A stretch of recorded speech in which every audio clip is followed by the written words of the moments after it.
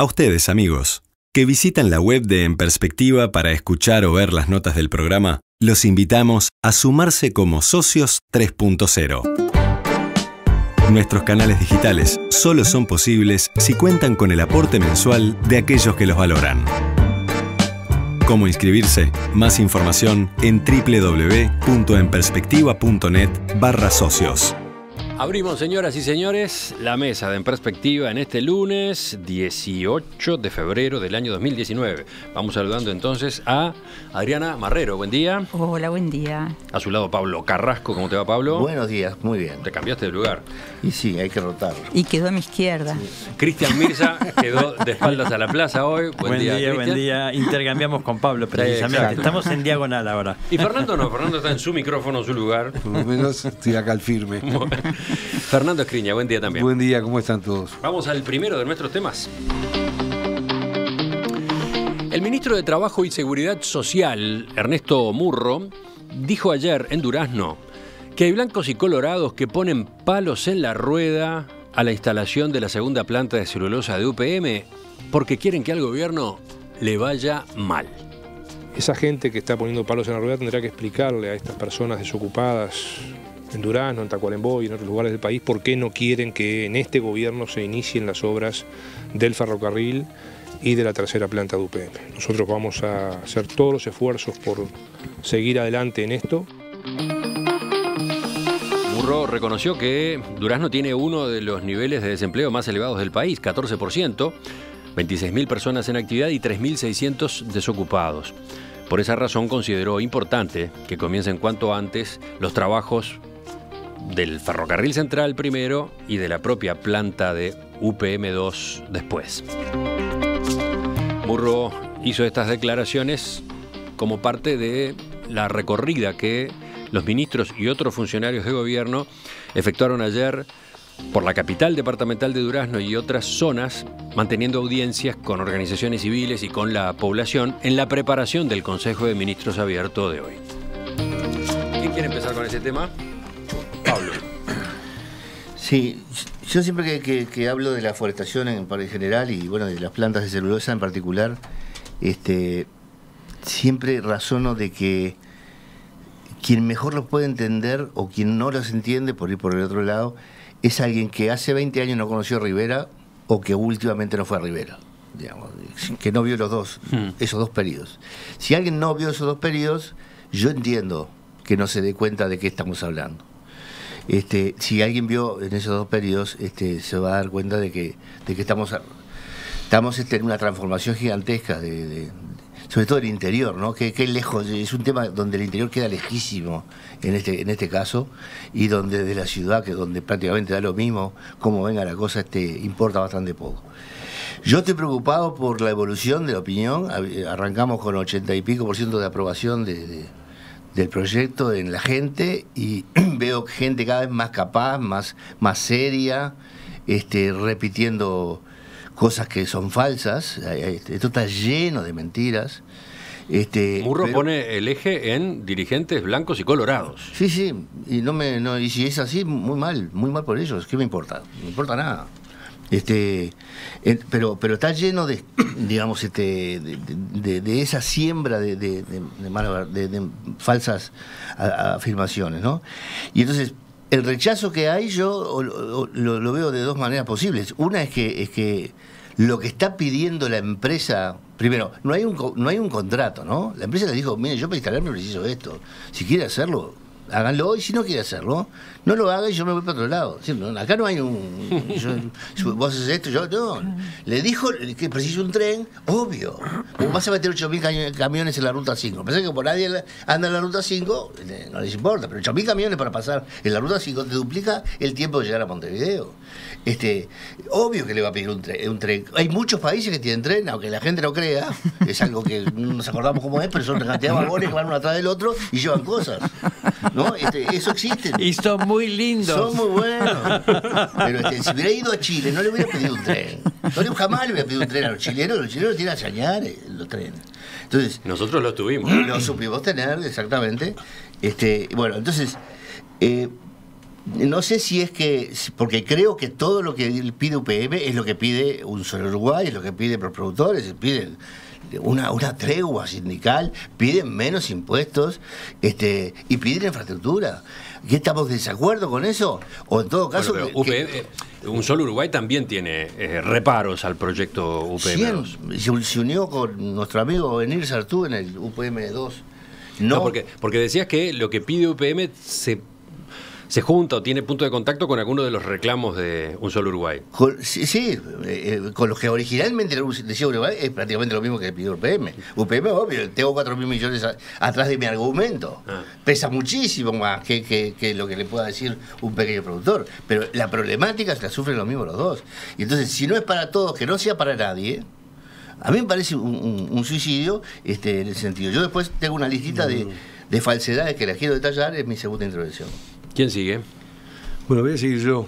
Yo me voy a focalizar en el tema. El tema es las declaraciones... ¿Pablo no se focalizó? Yo creo que no. Entró en el juego que quiere que Murro, que entremos, que es a discutir los pros y los contras del proyecto. Lo que dijo Murro, atribuyéndole intenciones a blancos y colorados, no solo me parece inoportuno y de mal gusto, sino que es una falsedad. Acá hay un elemento determinante. Si hay plantas de celulosa en el Uruguay, obedece fundamentalmente a dos razones. La primera es la ley forestal del año 87 del gobierno del doctor Julio María Sanguinetti. Y la segunda es el Tratado de Protección de Inversiones con Finlandia, que el Frente Amplio lo votó en contra. Se opuso ferozmente. ¿Por qué se opuso? Porque se establecía la jurisdicción, un arbitraje internacional, y querían que los conflictos se resolvieran aquí. Entonces, ¿qué realidad tenemos hoy? Firmó con UPM no solo lo del arbitraje, firmó prácticamente una cartilla de condiciones que al Uruguay nada le dejan si esta obra finalmente no se construye, nada le dejan en proporción a la inversión que tiene que hacer el Estado. Entonces, decir que blancos y colorados que votaron la ley forestal, que votaron el Tratado de Protección de Inversiones con Finlandia, que es el que posibilita todo esto, es pretender hacer de esto un circo. Y en una estrategia de buscar los malos y los buenos. Murro está al lado de los buenos, los demás son todos malos. Es decir, cualquier reparo que se haga a esta planta tiene una intención, que al gobierno le vaya mal. Y eso es tratar de ofender la inteligencia de la gente, y fundamentalmente lo que más me preocupa, que un ministro de Trabajo ofenda la ansiedad que tiene mucha gente en el interior por empleo, que esto va a dar empleo. Adriana. A ver, voy a hablar más en la línea de lo que sostuvo Pablo hoy, ¿no? Yo creo que tenemos que entender tres cosas. La primera y fundamental es que Uruguay es un país conservador, ¿verdad? Cualquier cambio radical, más o menos radical o más o menos importante, de envergadura que se quiera hacer, siempre va a encontrar gente que está en contra, pero gente que está en contra porque está tan... Yo no sé si no es que esté conforme con el statu quo, sino que teme tanto, tiene tanto miedo al cambio, que se aferra a lo que hay. Es decir, nuestro modo de ser, y sobre todo después de la emigración, ¿verdad? Porque la emigración se llevó gente más audaz y más innovadora, y quedamos un conjunto de gente temerosa al cambio, con mucho temor. La segunda es que evidentemente la campaña ya empezó y hay una falta de ideas importante, y acá no voy a hacer distinciones, Y ante la falta de ideas importantes, lo que ocurre es que se realiza este tipo de política que realizan blancos colorados frente a amplistas, gente de la UP y gente del Partido Independiente, etcétera. Es decir, simplemente generar polémica alrededor de una cierta cosa. Y lo otro es que, de nuevo, ante la falta de ideas, aparece el ejercicio directo de la política por un conjunto de actores que incluyen incluso 5 o 6 funcionarios que están demorando o no un expediente en el Ministerio. Ahí estás aludiendo a la DINAMA, al conflicto a la DINAMA. En el Ministerio de Vivienda, Ordenamiento Territorial y Medio Ambiente. Entonces, creo que si no ponemos esas cosas digamos, como contexto, el problema no se entiende mucho. Y Cristian, para completar esta primera ronda. Sí, el palos en la rueda creo que ahí podemos poner muchos ejemplos, de un lado, del otro. No solamente, perdón, la derecha o no sé si Murro llega a mencionar no sé si dice claramente blancos y colorados, dice esta gente, ¿no? Así genéricamente, pero más allá de eso, palos en la rueda también viene desde la extrema izquierda, desde otros sectores que resisten a estos proyectos de gran envergadura, de gran porte. Yo creo que en el cambio de la matriz productiva del Uruguay puede haber pros y contras en la industria forestal, pero yo sigo creyendo que la apuesta a estos megaproyectos no resuelve el tema de una inserción mucho más eficiente de Uruguay en el mercado internacional o en el mundo globalizado. Me parece que la dependencia a los commodities, esto ya lo han dicho muchos especialistas, los hace también vulnerables. Pero volviendo al tema de qué hace la oposición o qué hacen los blancos y colorados, bueno, en algunos casos ponen palos en la rueda y en otros casos dan manija para un lado que les conviene. En el caso de UPM, reconozco que no son solamente los de la derecha, vamos a ser claros. Hay movimientos locales que tienen legítima preocupación, cuidado, legítima preocupación por los impactos que pueda haber. Sí, por ejemplo, los movimientos de vecinos de las zonas cercanas al pasaje de las nuevas vías férreas, ¿no? Claro, es decir, la resistencia a los cambios, más allá de que seamos temerosos o no, es lógica y es admisible, es legítima en un sistema democrático. Lo que tiene que hacer el gobierno es explicar, Pablo nos va a explicar un poco más adelante, va a develar algunas de las mentiras,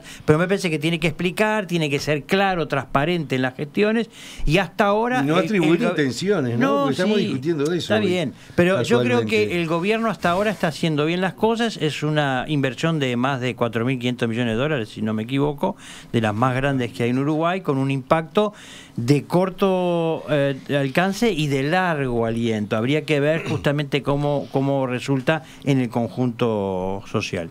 Volvemos a Pablo, que dejó en suspenso hoy su alegato. Sí. No, digamos, yo primero rescato lo que dice Fernando, y yo lamento estar del lado de la persona que más detesto del gobierno, que es Murro.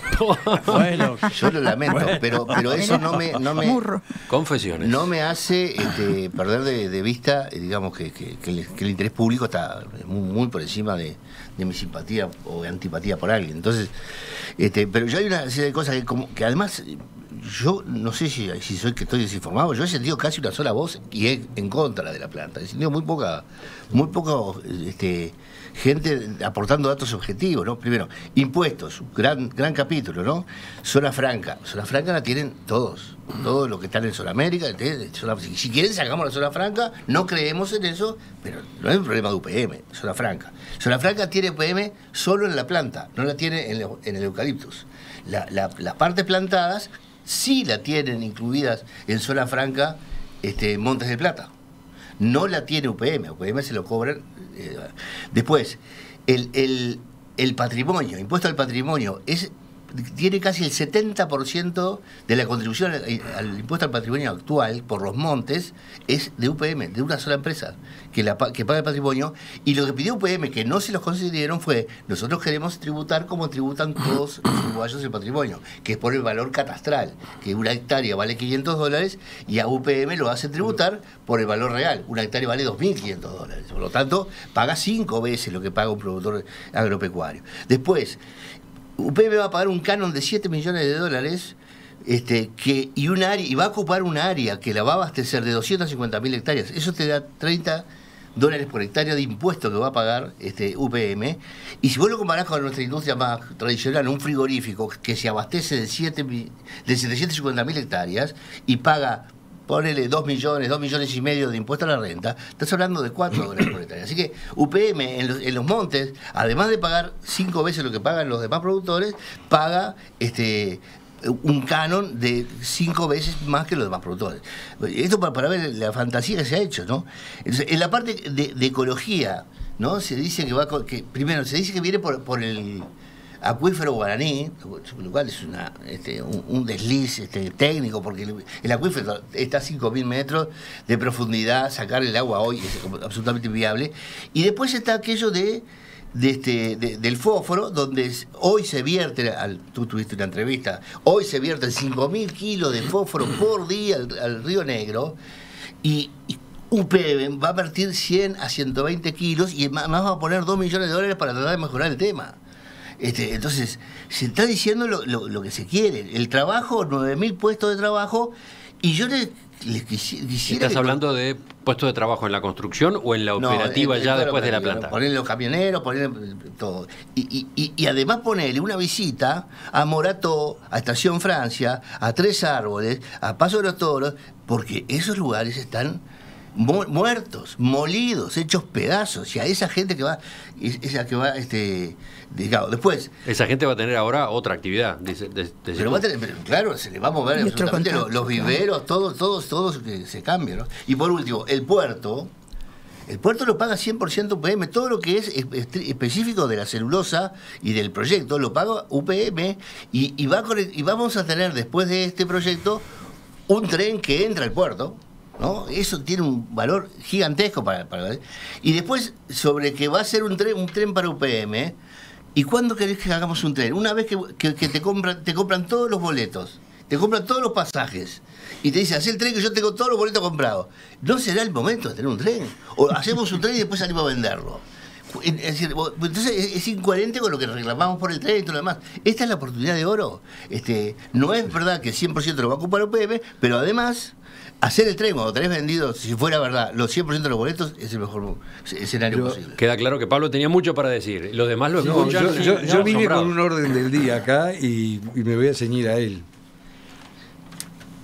Yo no voy a discutir acá UPM sí, UPM no, porque no es el tema. El tema es cómo desde el Estado un ministro le atribuye intenciones a la oposición.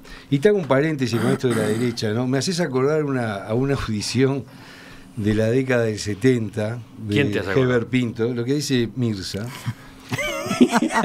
Claro, ¿te acordás que llamaban y decían: Heber, son los comunistas? Yo qué sé, llovía y decían: Heber, son los comunistas. Y el frente está igual, es la derecha. Bueno. Porque yo voy a decir, no existe. ¿No querés reconocerte como de derecha? No, te voy a decir lo que creo que existe. Che, ¿qué lo que problema existe es que el frente cambia de opinión según, como el camaleón. Porque sea juez por un minuto se llama. Sí, tal cual. Ahora me acuerdo. Exactamente, bueno. El Frente Amplio cambia de opinión. Mira, yo tengo acá, porque me tomé el trabajo de irme al 2004, el debate sobre la planta UPM, y yo digo, pero, porque Mirza no es un adolescente, y yo tampoco, vivimos todo lo que fue la feroz oposición al tratado de inversiones con Finlandia, la feroz oposición a UPM. Está la diputada de Río Negro, Gautier, la edil Delia Villalba, bueno, una referente política, Julia Cócaro, de la zona, que prácticamente trataban de traidores a la patria, a la FLUB y al otro diputado de la derecha, como le gusta decir a Cristian. Entonces, venir ahora, que me venga ahora el Frente Amplio a decir, señores, hay que cambiar, no se puede ser resistente al cambio y todo eso, yo estoy de acuerdo, pero ¿con qué autoridad moral? Cristian, tenés la pelota picando, a ver, ¿qué contestás? Sí, bueno, primero, no sé cuál es el problema de identidad que tiene el contertuliano respecto a la derecha o la izquierda. Es decir, acá no. A ver, si asumiste como de derecha y listo. Y defendé. Y bueno, pasa, entonces no se trata. No es tu izquierda, mi izquierda, poner... que yo soy ballista y me considero izquierda. Bueno, no es tu izquierda. Tu izquierda es la izquierda marxista, revolucionaria, que no creía en la democracia. Podemos discutir una tarde. Estás equivocado, pero, y de esos polvos, no vamos a discutir ahora que es el tema de Agarrate Catalina. Lodos. Podríamos discutir un día esto. Agarrate Catalina, no, agarremos la filosofía, agarremos el programa del Frente Amplio. Vos asumiste como de derecha.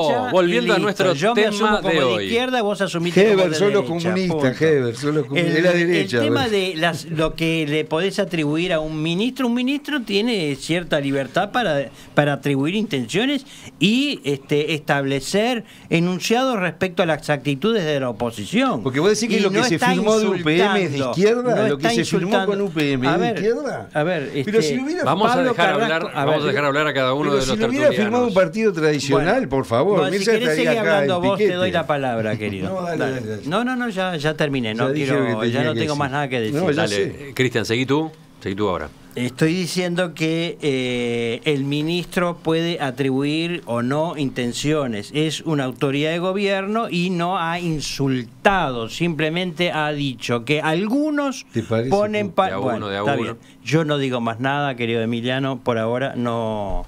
Me voy a... Adriana. Discúlpeme, yo estaba muy divertida con la discusión de derecha a izquierda.